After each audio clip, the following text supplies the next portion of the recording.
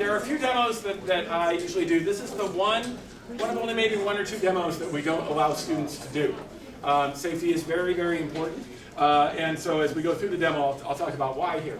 But you've all heard what happens, right, when you breathe in helium, right? Your voice goes up. We're going to think for a second about why that happens. And so in your voice box, in your larynx, your voice box vibrates when you talk. And when that vibrates, it hits the air molecules that are in there.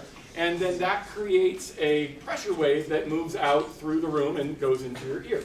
When you breathe helium in, you still got gas in there, but that gas is moving faster than the air around. And it moves many, many times faster. And as a result, the speed of sound is much, much faster in helium. So your voice box still vibrates, but the sound moves much faster. And then it hits the air around, which kind of slows it down. And all those waves kind of come together. So it sounds like the waves are closer and closer together. So it sounds like the frequency is higher, which is why your voice goes up. So we've all kind of heard that before. And helium moves faster than the air around us because it is lighter than air. I want to go the other direction. This tank up here is filled with sulfur hexafluoride, or SF6. It is much, much heavier than air. So we're going to kind of see if we can do the opposite. Now, the interesting thing about this one, SF6 is used quite a bit in the power industry because it is a ridiculously stable molecule. You can send hundreds of thousands of volts of electricity through it and it won't break down. And so they fill it in some of their power equipment. The problem with that, though, is it's a ridiculously stable molecule. So that's not always the best for the environment. And so when we talk about greenhouse gases and things like that, we always compare things to CO2. Now, you have absolutely no context whatsoever, so I'm asking you a really impossible question. But tell the people next to you, how much worse for the environment do you think SF6 is than carbon dioxide? Just pick a number.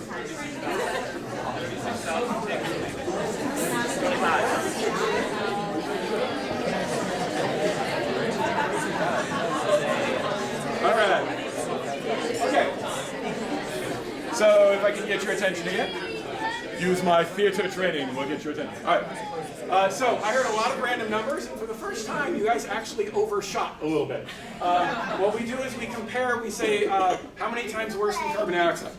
This is actually 20,000 times worse than carbon dioxide. So it's not a demo we do all the time. I don't use it anywhere near as much as the power industry does. So what's going to happen is I'm going to fill this balloon with SF6, I hope. These are really old balloons. They're pre-COVID, so I'm hoping they're still working. Pre-COVID was old. Yeah, I know. Not as long ago as you think. Okay. All right. So I have the balloon. Now, because it's heavier than air, it doesn't float like that first balloon. It actually falls down. Okay. So I'm going to breathe out, and then I'm going to breathe this gas in, and I'm going to keep talking in a monotone. Now, as I said, this is one of the only demonstrations we don't allow students to do. And the reason for that is that this gas is heavier than air. So it pools in low places, like lungs. So there is a very small chance that I'm going to pass out. If I do, just roll me under the table. I'll wake up in a minute. It'll be all right. But we're going to try this. Okay, is that enough? No, it should be enough. We're going to try it. Go. No. Really? The balloon is that old that it died?